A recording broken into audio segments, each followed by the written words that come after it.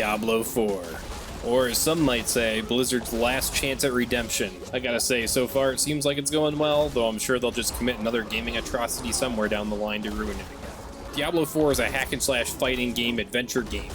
But what Google forgot to tell you is that it's also an RPG because, you know, there's loot and classes, stuff like that. Anyway, here's the story. 50 years after Diablo 3 happened, Mommy Lilith comes back to Sanctuary and starts cultivating hatred in all the people there, leaving death and destruction in her wake for her own selfish desires. However, her old angelic baby daddy, Inarius, with his religious cult following of humans, tries to smoke her ass because he believes that killing her will allow him to become unbanished from the high heavens. Either way, regardless of who wins, humanity is being screwed since they live on Sanctuary, and it's up to you to stop them in their war in Sanctuary and save your own ass as well as humankind. You can play Diablo 4 on a controller or a mouse and keyboard. Here's the platforms. Last but kinda least, here's the menu settings. Skip 12 seconds ahead if you don't give a shit. There are a ton of accessibility options, but honestly I would prefer too many to too few. Graphically, the game looks, quite frankly, fucking amazing. Trees sway in the wind, the snow texture looks great. You even leave trails as you walk through the snow. The snow falling looks good, blood flies through the air when you kill shit all pretty-like. The particles make you go, ooh, ah, and overall it has a darker, more serious vibe than Diablo 3, and that is reflected for the max system requirements. You can even run it on ultra settings if you got a spaceship for a computer. Here's what pressing your buttons actually makes you do. Walk around, slap motherfuckers around like they're the last slice of pizza, then dodge out of the way like your mother's coming around the corner with a flip-flop. Crack open a cold one with the boys, but instead of beer and boys, it's a health potion and demons. Use abilities to cover the screen in demon blood, open the map, use the teleporty guy like in every other Diablo game. Open a radial menu which contains things like emotes, party functions, consumables, and more. Or open the character menu and other shit. The general gameplay loop for the campaign is basically the same as every other Diablo game and every other RPG game. You talk to dudes, you go do what they tell you, which will likely be kill guys, you go to a place, grab a thing or touch a thing, turn the quest in, get some rewards, then debate over minuscule stat differences when deciding to keep your old gear or put on new gear. Diablo 4 has tons of shit for you to run around and do. Each of these things grant renown for each region in the game, which gives you rewards at renown thresholds. Some rewards are cross-account, some aren't. See key for reference.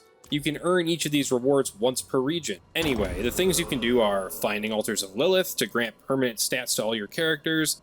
There's cellars, which are basically holes in the ground with a bunch of dickheads sitting in them waiting for you to come kill them, so you can kill them and get like a chest or something. There's actual dungeons, which are bigger holes but in the wall. You go in, kill even more dudes, fight a boss, take whatever bullshit falls from on the ground when they die, and unlock an aspect to put on your items to upgrade them to legendary based on the dungeon you did. Interesting. There's main quests which progress the story, and usually main quest sequences end in kill boss, and you'll get some gear and gold as compensation for your hard work. Then there's side quests like the Exorcist's Catch, which has you kill a bunch of dudes to fill up the bar, and upon completion you get some XP, moolah, and a little doohickey which you can open to receive potions, gear, crafting materials, and other bullshit. There's public events which are meant to be done with the public. You kill guys and get a chest. There's strongholds. You do some mundane objective and kill everything there, fight a boss, get some rewards, and take a bow to get access to a small town. Finally, there's open world PvP. You walk into a PvP zone, you mark yourself for PvP, and then you find guys like this. Hello, citizen. I hope you're faring well.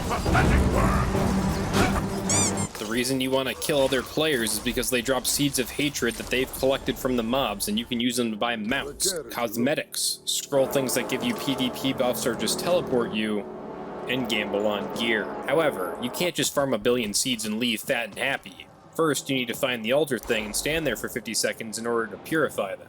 If you die before purifying, you lose all your seeds and other people can take them. Oh, and when you start one of the altered things, players around you get a notification that you're doing that because, you know, fuck you. Every character in Diablo 4 will be able to equip up to 6 abilities, 1, 2, 3, 4 in the mouse buttons. Here's some barbarian abilities. There's the lunge stab attack, which lunges, then stabs. Make an entrance upon the face of your enemies with the leap ability, where you leap, then deal damage. Become the human lawnmower, but instead of lawns, it's demons. Or take the bad guys on a trip to Pound Town, and then the morgue with the slam your hammer on the ground attack. Every ability is unlocked and upgraded by leveling up and putting talent points into the talent tree. There's the Full Metal Alchemist, where you can upgrade your health potions or crafting materials and create elixirs and incense which do things like this. There's the Blacksmith, who lets you salvage, fixes your shit, and upgrades items, which just increases stats. And there's the Occultist, where you can add aspects you earn from dungeons onto your gear, or extract the unique passive thing from legendary items. Then you can slap them on a new legendary. However, you will not be able to extract it again, so choose wisely. You can also craft sigils to increase Nightmare Dungeon difficulty, or enchant your gear, which lets you reroll stats. And there's Hank the Rock Guy, who lets you upgrade gems, take gems out of items, and add gem sockets to items or upgrade jewelry. Diablo IV is the actual first open world game in the Diablo series because though Diablo Immortal was open world, it isn't actually a Diablo game. It is a shallow, pale imitation of the Diablo formula that should be tossed into a pit of lions and... Sorry, back on topic. Anyway, yeah, there's a huge open world map where you can traverse each zone via holes or travel more quickly via waypoints.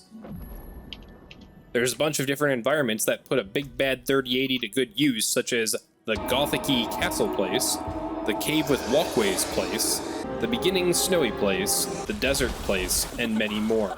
And of course, the town portal is a thing. Use it to go back to town and sell or whatever, then use it to go again right back to where you were. Oh, and there's a teleport to ally portal, which does exactly what I just said.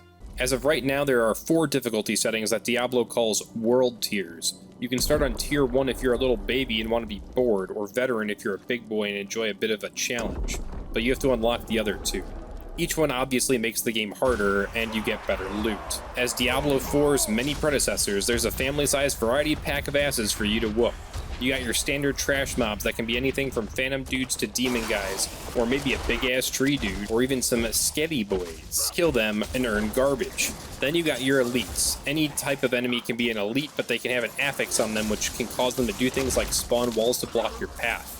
Some elites explode and deal damage around them, or they can use Shadow Clone to just make copies of themselves. Kill them for more experience and hopefully better loot. Then there's bosses. They each have a plethora of different abilities like damage dealing AoE knockbacks,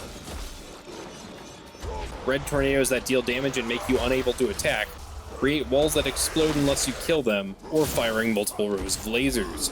Kill them and take their loot. Note the triangles at the top of the boss's health bar. Once you bring a boss's HP down to those thresholds, a bunch of potions drop out of his ass that you can drink. The main reason for playing the game is, of course, the loots. You got chests, which can contain gold, gear, random crafting materials, potions, and whatever else. Kill guys to get loot, and there's loot goblins. Chase them, kill them, loot them. Another high point of Diablo IV is the character customization. First and foremost, you got the junk in your trunk, otherwise known as gear. You can equip a helmet, chest armor, some gloves, legs, boots, amulet, 2 rings, a main hand, and an offhand. Note the easily accessible stat definition panel. Gear can come in a variety of rarities: magic, rare, legendary, and unique. Here's a bunch of them. Then you got skill trees. You level up, earn skill points, and unlock different abilities and passives. And the best part is you can respec anytime for a small gold fee. Here's a bunch of them. Yeah, I just screenshotted these and then cut them out. Fight me. There are 5 classes in Diablo IV, including Barb, the Barbarian, resurrect and command your victims with the Necro, the Icy Hot spokesperson that supports shock therapy, Stabby McStabbington with arrows, or the Climate Control Activist. And lastly, the character creation screen, which I use to create a likeness of our editor. Here's a bunch of the options, kinda whack that there's only 4 face options though. As for multiplayer, it's got some MMORPG elements, so you're able to see other players running around in the world and you can interact with them with parties, whispering and trading. You can play Diablo IV with up to 4 people in a party. If they die, you can resurrect them. The game supports both text chat and voice chat for groups. There are clans, but they don't do much other than give you a community to do shit with and put a clan tag in your name. Now time for glitches and other issues. Being a brand new game, it of course has the usual connection issues, and sometimes you can have ridiculous queue times. But normally this becomes less of an issue the longer the game is out. I've gotten stuck in a boss arena and had to relog and fuck around for 15 minutes to fix it. I got stuck in a CC animation, which is kind of funny, hence my friend laughing in the background. Anvils are apparently coded as stairs. This cutscene had a bug where it displayed the wrong shadow, and there was one point where I couldn't use abilities because fuck me, I guess. Overall, Diablo IV took a lot of the Diablo III formula and improved it, and added new systems and mechanics which sequels are supposed to do. The game looks amazing graphically, the story is interesting if you want to pay attention to it, And it's the same Diablo combat where 7 billion guys come on your screen and you delete them using a variety of different builds while looking to loot and improve said builds, until of course you find or look up a meta build, and then farm guys for all of eternity while looking to perfectly min-max that build. If you like Diablo, you'll like this game, and the PvP is actually fun, worth doing, and there's an actual objective to it now. One of the main gripes I have is that in its current state, the endgame is a bit lackluster. It's missing a lot of quality of life that you would have expected after 10 years of Diablo 3. There's also a shit ton in the game for you to actually do, but none of it is actually worth doing to get you better loot. A lot of people ended up maxing out their builds after racing to level 100 and then just logged off. However, this is 2023 and updates are a thing, so hopefully they continue to improve the game. We'll see next year.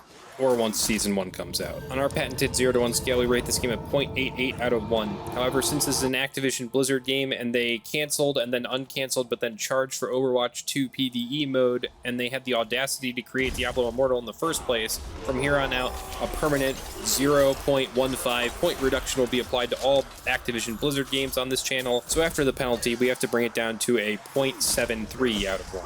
As always, if you enjoyed this no bullshit video, damn that like button to eternal hell by clicking it over and over again. Comment on how it's bullshit that the Overwatch 2 PvE is paid for now, and slap that sub button upside the head. Thank you, good night, and don't forget to bring your garbage can to the curb if it's garbage night where you are.